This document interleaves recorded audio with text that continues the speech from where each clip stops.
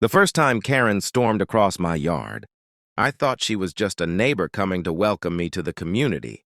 But I was wrong. I had barely been in the house for 2 days, and the moving truck was still sitting half-loaded in the driveway. I was sweaty, tired, and hoping to get at least one more box inside before sunset. Instead, I looked up and saw a woman marching toward me like she was on a mission from God himself. She wore oversized sunglasses, carried a clipboard under her arm, and had that sharp, stiff walk that screamed authority. Before I could even open my mouth, she barked, "You can't park that here!" At first, I thought she was joking, maybe even teasing me in a playful, neighborly way, but the expression on her face told me she wasn't joking at all. I balanced the box on my hip and said, "Sorry, this is my driveway. I'm just unloading." Her lips pursed like she had tasted something sour. "Doesn't matter," she snapped. "Trucks aren't allowed overnight. This is against HOA regulations. I'll be writing you a notice." I stood there blinking, confused, because no one had told me about any HOA when I bought this property. My stomach sank, but I forced myself to stay calm and explain. "I'm not in your HOA," I said. Her jaw clenched so hard I thought her teeth might crack. "Everyone in this neighborhood is," she said coldly, like her word was law. "Don't play games with me." I tried not to laugh at how ridiculous it sounded. "Look, my realtor made it clear. My house isn't part of your association. I don't have to follow your rules." That only seemed to make her angrier. She scribbled something furiously on her clipboard, muttered under her breath, and stormed off across my lawn like she owned the place. I shook my head, thinking that would be the end of it. But something in her eyes when she left told me she wasn't done with me. Not by a long shot. The very next day, I got my first taste of just how far she was willing to go. I came back from grabbing groceries and spotted a bright, orange paper taped right across my front door. It stood out like a warning flag. Bold letters screaming, "Violation notice, unauthorized lawn decorations." I stared at it in disbelief, because the so-called decoration was nothing more than a welcome mat I had picked up at Walmart. It was plain beige and said the word home in simple letters. My stomach twisted with a mix of anger and amusement. Who gets written up for a doormat? That was when the truth really hit me. This woman wasn't just a nosy neighbor. She was out for control, and she had picked me as her new target. I started noticing little things after that. Signs that she was watching my every move. If I watered the lawn after dinner, I would see her peeking from behind her curtains, her silhouette stiff and still like a shadow waiting for me to slip up. If I left a package by my door for more than a few hours, I would spot her phone raised from across the street, snapping pictures like she was building a case file against me. Every action, every breath I took, it felt like she was documenting it for her secret rule book. I couldn't understand why she cared so much. But the more I ignored her, the more determined she became. And deep down, I already knew this was just the beginning of something much worse. The days that followed felt like living under surveillance. Every time I stepped outside, Karen was there, either walking her little dog at the exact same time. I checked the mail or driving slowly past my driveway, as if inspecting it for hidden crimes. I tried to brush it off, but then she started knocking on my door uninvited. One afternoon, she demanded I take down the bird feeder in my backyard because, according to her, it attracted unsightly wildlife. I reminded her again that I wasn't in her HOA, but she only smirked and said, "We'll see about that." It was like she thrived on confrontation, like every ounce of her day was devoted to finding a new reason to bother me. The escalation came fast and hard. I was repainting the porch railing one Saturday morning, brush in hand, when I suddenly saw flashing red and blue lights reflecting off the windows. My stomach dropped as 2 police cruisers pulled up right in front of my house. Neighbors peeked out from behind curtains as if the circus had come to town.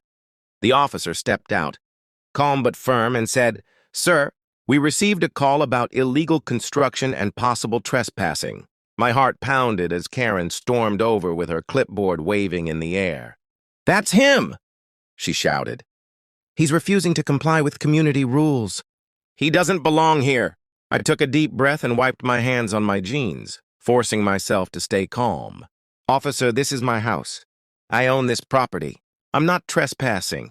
Karen interrupted, jabbing her finger in the air. He's lying. Every home in this neighborhood is under HOA authority. He thinks he can ignore our rules. The cop frowned, clearly annoyed, and asked for proof. Luckily, I had anticipated this madness. I went inside, grabbed my closing documents, and handed them over. The officer scanned them carefully and nodded. Ma'am, this property is not deeded into the HOA. You cannot enforce HOA codes here. The look on Karen's face was priceless, but she didn't back down. Her voice cracked as she shouted, "He's breaking the law! You have to remove him!" The officer's expression hardened. Ma'am, HOA codes aren't laws, and you can't waste police resources on civil disputes. One more false call and you'll be the one facing fines. With that, he returned to his cruiser, leaving Karen fuming in my driveway. She glared at me as though I had personally declared war on her kingdom. I gave her a small shrug, knowing deep down this battle was far from over. I could feel it. This wasn't just about rules anymore. This was personal for her. That night I sat on my porch swing, thinking about what had happened, when my neighbor Dave wandered over. He was a graying man with a kind smile and the kind of wisdom you only get from living in the same place for decades. Don't let her get to you, he said, lowering his voice. She's been running the HOA like her private army for years. Most folks just roll over because they're tired of fighting her. I leaned forward, curious. So she's been like this with everyone? Dave nodded. Worse with some. People have moved out just to escape her. But here's the thing, she's not as untouchable as she thinks. I raised an eyebrow, intrigued. What do you mean? Dave glanced around as if Karen might be hiding behind a bush. The HOA's broke.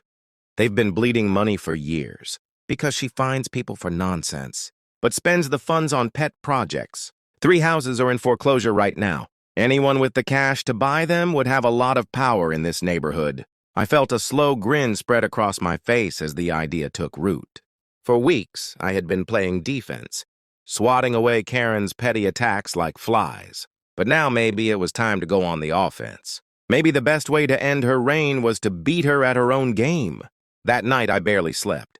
My mind was racing with possibilities, with what Dave had told me. The next morning, I called a lawyer to dig deeper. I wanted to know everything. Property records, HOA bylaws, foreclosure schedules. Every detail mattered. And sure enough, Dave wasn't exaggerating. 3 houses tied to the HOA were about to hit auction. Their values tanked by mismanagement. If I stepped in quietly, no one would see it coming. And the best part? Karen wouldn't know until it was far too late.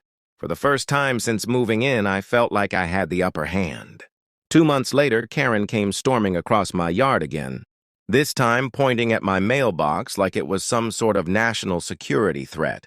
That mailbox isn't regulation height, she hissed, her voice sharp enough to cut glass. I leaned against the post with a calm smile, almost amused at how desperate she sounded. Karen, I said slowly, I told you before. I'm not in your HOA. She sneered, her nose wrinkling like I smelled bad. We'll see about that, she muttered, storming back to her house with her little dog in tow. What she didn't know was that I had been preparing for this moment for weeks, setting up a move she'd never see coming. When the day of the HOA meeting arrived, I walked into the community center like I belonged there. Heads turned, whispers rippled across the room, and Karen's face went pale the second she saw me. You don't belong here, she snapped, slamming her clipboard on the table like a gavel. I calmly set a folder down in front of me, flipping it open with deliberate slowness. Actually, I do, I said, my voice steady. As of last week, I'm the owner of 3 homes in this HOA. That makes me a member. In fact, I let the pause hang in the air, savoring the suspense. It makes me the largest voting member here. The room fell silent as my words sank in, and you could almost hear the collective gasp ripple through the crowd. Karen's mouth fell open, her hands shaking as she clutched her clipboard tighter. What? No. That's impossible, she shrieked, her voice echoing through the hall. I shrugged casually, leaning back in my chair. It's very possible. Public auctions are a beautiful thing. I glanced at my neighbor Dave, who was sitting nearby with a smirk plastered on his face. And as the majority vote holder, I continued, I motioned to remove Karen from her position as HOA president. Effective immediately. For a moment, no one moved. Then Dave raised his hand. I second that motion. His voice carried weight, and it was enough to break the silence. Slowly at first, then faster, hands began to rise around the room. One by one, people who had lived in fear of Karen for years finally stood up against her. The vote was unanimous. Every single hand raised in agreement. Karen looked around, her face turning beet red as she realized no one was standing with her. Her own so-called allies had abandoned her. Her kingdom was collapsing right before her eyes, and she couldn't stop it. Her voice cracked as she slammed her clipboard on the table. "You can't do this to me! I built this community! I am this community!" she screamed, her words trembling with desperation. I leaned forward, my eyes locked on hers, and spoke in a calm, deliberate tone. "Not anymore. Pack up your clipboard, Karen. You're finished here." The crowd murmured in agreement, some even smiling for the first time in years. Karen's face twisted in rage as she gathered her papers, slamming them into her bag. She stormed out of the room, her heels clacking like gunshots against the tile, muttering curses under her breath. The atmosphere in the room shifted instantly once she was gone. People looked around at each other as though they were waking up from a long nightmare. Some laughed nervously, others clapped quietly, and a few even walked up to me to shake my hand. Dave gave me a firm pat on the back and said, "Never thought I'd see the day. You gave us our neighborhood back." I simply nodded, a small smile tugging at my lips. For weeks, I had endured her harassment, her threats, her attempts to control me. But now the balance of power had shifted completely, and she could never touch me again. If you enjoyed this story, make sure to hit that like button, subscribe for more wild HOA and Karen dramas, and don't forget to stick around till the very end, because the twist in every story will shock you. You won't want to miss how I turn the tables and serve pure justice.